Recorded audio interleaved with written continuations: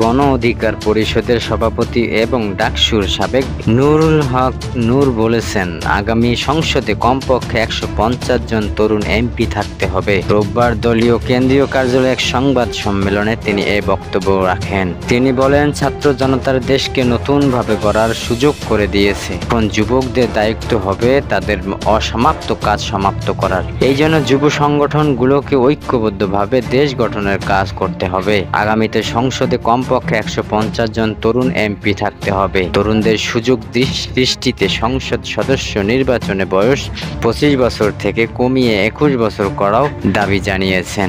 আওয়ামী ফ্যাসিবাদের বীজ গোপালগঞ্জ থেকে উৎখাতের আহ্বান জানিয়ে তিনি বলেন, শেখ হাসিনা দেশ ছেড়ে পালিয়েছে, অথচ তার দোসররা এখনো সক্রিয়। তারা গোপালগঞ্জে হত্যাকাণ্ড ঘটিয়েছে। আগামী এক সপ্তাহের মধ্যে গোপালগঞ্জে হত্যাকাণ্ডের জড়িতদের আটক করতে হবে। তা না হলে সেখানকার প্রশাসনের কারও চাকরি থাকবে না। নূর আরও বলেন, গোপালগঞ্জে সন্ত্রাসী সংগঠন হয়ে সেনাবাহিনীর উপর হামলা করেছিল। এটা আমাদের জন্য লজ্জার। তাদের শায়েস্তা করতে না পারলে ভবিষ্যতে বড় রকমের অঘটন ঘটতে পারে। গণ অধিকার পরিষদের সভাপতি বলেন, পত্রিকায় এসেছে নতুন ডিসির 56 জনই আওয়ামী লীগের সুবিধাভোগী।